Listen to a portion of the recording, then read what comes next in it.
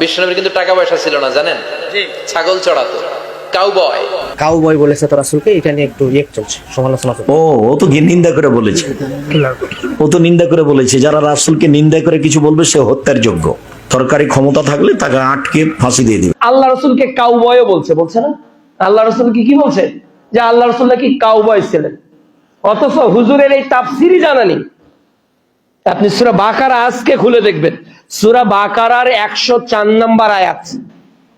সাহাবীগণ আল্লাহ রসুলের মনোযোগ আকর্ষণ করার জন্য রাইনা শব্দ ব্যবহার করতেন, যে আল্লাহ রসুল একটু আপনি আমাদের দিকে দৃষ্টিপাত করেন। ইহুদিরা এই শব্দটা ব্যবহার করত বোকা অথবা রাখাল অর্থে।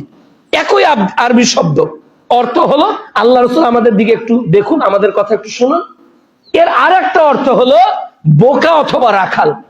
আল্লাহ বললেন না না না না, হে ইমানদারেরা খবরদার, তোমরা আল্লাহ রসুলকে রাইনা শব্দ বলে সম্বোধন করো না, তোমরা কি বলো? উনজুরনা, উনজুরনা বলো।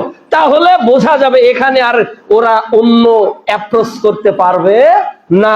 উনজুরনা মানে আল্লাহ রাসূল একটু আপনি আমাদের দিকে দৃষ্টি দেন না, আমরা কিছু বলতে চাচ্ছি, একটু বলবো, একটু শোনেন না। তখন আর রাইনা শব্দ বাতিল করলেন। অর্থাৎ তাফসীর দেখেন, তাফসীর ইবনে জাকরিয়া থেকে প্রত্যেকটা তাফসীর, এই আয়াতের তাফসীর দেখেন, যেহেতু ওই শব্দটার অ্যাপ্রোচটা ভালো ছিল না। কাউবয় শব্দ কি আমরা ভালো অর্থে ব্যবহার করি সমাজে? বাংলাদেশে রাখাল, কাউবয়, এটা ভালো কোনো শব্দ নয়। এমনকি প্রত্যেক নবী এবং রাসূলকে আল্লাহ তাআলা মেষ চড়িয়েছেন, তারা ছাগল চড়িয়েছেন, এটা তাদের ভাষা। বাংলাদেশে পুরি আপনি এখানে বলবেন, এই একই পুরি যদি সিলেট বা অন্যদিকে বলেন, ওটা মেয়ে গাল হয়ে যায় না? তাহলে আপনাকে অঞ্চল ভেদে শব্দ চয়ন করতে হবে। মুসলমানরা আল্লাহ রাসূলকে অন্তর কলিজা দিয়ে ভালোবাসে। রাখাল কি আল্লাহ রাসূল পার্মানেন্ট ছিলেন না? তিনি তার চাচাতো ভাইয়ের সঙ্গে মাঝে মধ্যে যেতেন। ইতিহাস থেকে প্রমাণিত নয় যে আল্লাহ রাসূল পার্মানেন্ট রাখাল ছিলেন। তিনি মেষ চারিয়ে উপার্জন করতেন। জি না, ইতিহাস প্রমাণ করেন। আল্লাহ রাসূলের সিরাতের অনেক গ্রন্থ পৃথিবীতে আছে, আল্লাহ রাসূল মেষ চড়ার বিনিময়ে সারা জীবন ইনকাম করেছেন, এটা ইতিহাস থেকে প্রমাণিত নয়। তাহলে তাকে আপনি কাউবয় বলবেন কেন বলবেন আপনি?